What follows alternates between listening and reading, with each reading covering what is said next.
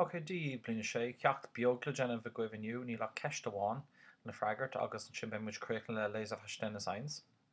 So tá sé ar an bhorm, so stíreach an ceiste cethir ón text. So lé text a héine ríis agus mollam go láidirdíobh gur léonn si bhrí sé fiú go bhfuil sé léite gin. Bhí sé léite thar trí lá a gin mar sin an seanscoil roiint rudí dearmata go ach.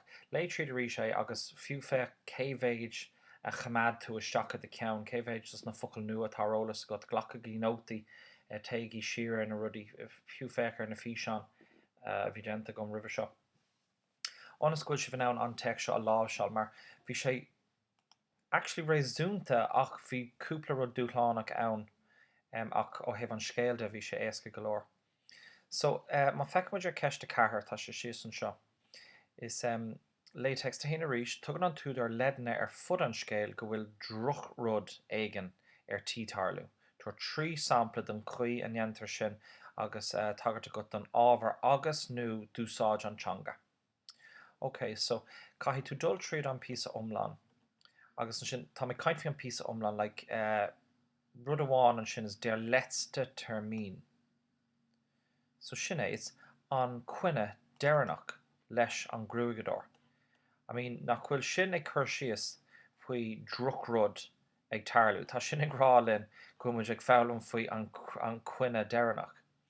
Bhí má feicmuid ar agus fin an called is leicht möglich, is ausgebucht, beata van morgen, später ein bitte. No, tá píosa an seo ná tam trééis sé caiiliúnt. Like, ich hörte die Stimme war hoch und schrill. Like, céim fá go raibh an Stimme hoch und schrill.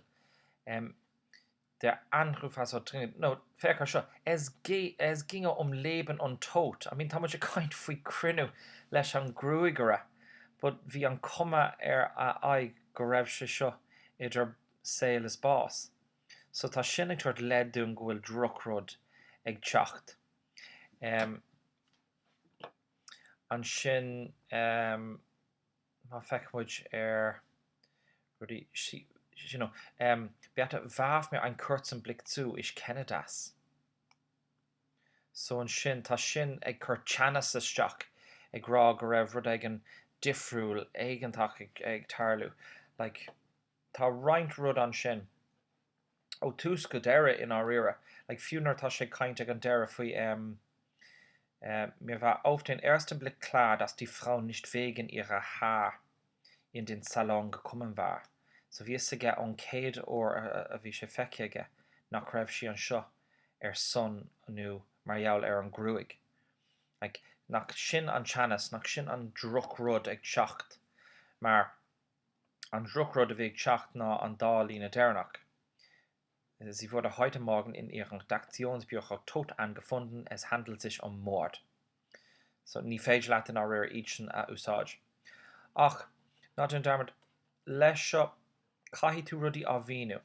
So, trí sampla den chuí a nnéantar ó thaobh an ábhar agus úsáid an teanga. So, úsáid an teanga sin, letzte termín. Sin na ábhar dó sin tháinig sé isteach cáil an píosa sin ná faoin brunette. Brunette Haare, sonst kräftig, wache ohne Spannung und Leben wie tot.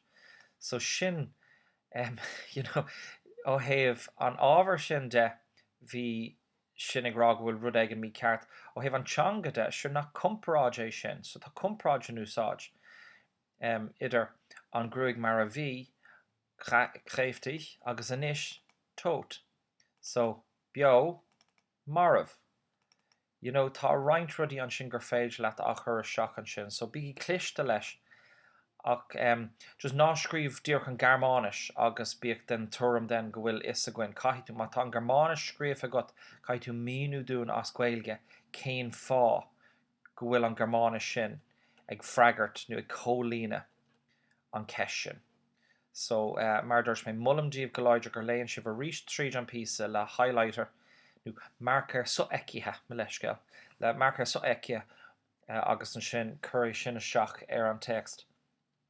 agus nuair tá sin deanta go Téacs agus cá 10 nóméid ag míú do trí hampla sa bhur Microsoft.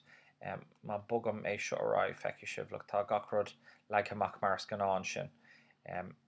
Sin nobal Genmh sin é bé an YouTube chuhí mé an YouTube an seo. Ons go liscuibh chuir mé Albert timppla sin agus tá gacrod ar an bhéilear a mars gná freisin sa gná legan amach.